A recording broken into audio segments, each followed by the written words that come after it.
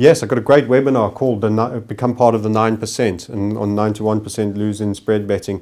And you've got to, well, there are so many things you would need to do to become part of the 9%. If it were that easy, everyone would be part of it. And there's a lot of intelligent people making up part of the 91%.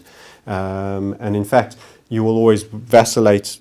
You'll be in the top one and occasionally you'll be outside the 9%. But what you do need to do is you need to potentially decide on a strategy that looks after all elements of money management. And we've discussed the risk reward, we've discussed losses. You've got to manage losses, that keeps you in the game. You've got to believe you have a system that will make more than it gives back on its winning. It will win and will lose all the time. No one is ever going to have 100%. So accept that losses are part of the game and manage that. Become as systemic as possible in determining what your setup is. So the more it can be reduced to logic, the better, and the tighter. And then you need to stick to the system as systemically as possible as well, which most people are incapable of with emotions, particularly after, say, 3 losses. You'll be snakebite fearful, and after 3 wins, you'll be piling on twice the size. And that'll be the one that'll lose and give back all of those 3 wins and some. So that's where focusing on, if you had to develop a black box system, is not a bad process for defining your strategy. And that's what you find interesting. Observing charts, a lot of observation, a lot of drawing of charts, and a lot of use of patterns. Patterns are probably the most powerful technical analysis tool for me outside of the larger trend Dow theory. What are some trading mistakes to avoid? Most trading mistakes made by beginners, even intermediates and occasionally even advanced people when they lose their heads, is to do with trade sizing. So they take a loss too big. There's no damage done in taking your managed loss. That's part of the game and being wrong.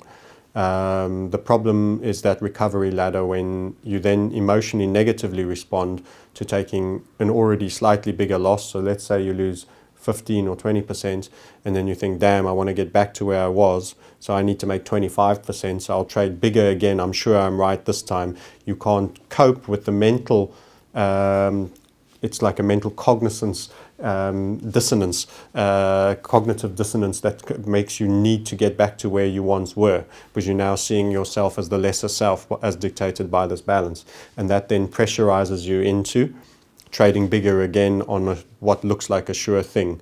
But now you're punch drunk because you must find an opportunity quickly, and it's not a sure thing. It's the first thing you grabbed hold of that best represents a possible trade. So you're then bastardizing your criteria to grab hold of something that you expect to leverage you back into where you once were. This is a very big fatal spiral, because once again you then overtrade because you've got to make back more to get back up, and that's the recovery ladder concept, and boom. That is probably the single most destructive, that sees someone have a £10,000 account reduced to, a few hundred or £1,000, and then virtually giving up, realizing that they've blown it. Size. It's 91% of people are in that sort of category. I wouldn't say 91% are in that category. They don't all blow their accounts up from £10,000 down to 9, but they aren't possibly consistent with money management as a whole.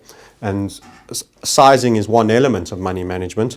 Don't forget, I said risk reward should be central to that as well. So they're taking trades that aren't worth the squeeze. The juice isn't worth the squeeze. And the probability of win rates, they haven't tested what likelihood they have of winning. Too tight a stop, something else I've mentioned. All of those things all fall under the larger money management cluster, and those are all key. So do you agree with this statement? The only way to make money is slowly and steadily over time, not trading Forex indices, commodities, etc., because they're a giant casino. No, I wouldn't agree with that statement at all. Those underlying markets can be traded profitably on a consistent basis. There isn't an efficient market hypothesis that truly keeps everything at true value. Anything that involves people will have reactions and overreactions and underreactions. So no, I think you can. I think I wouldn't be in the game if I didn't feel that there was an edge that could be taken.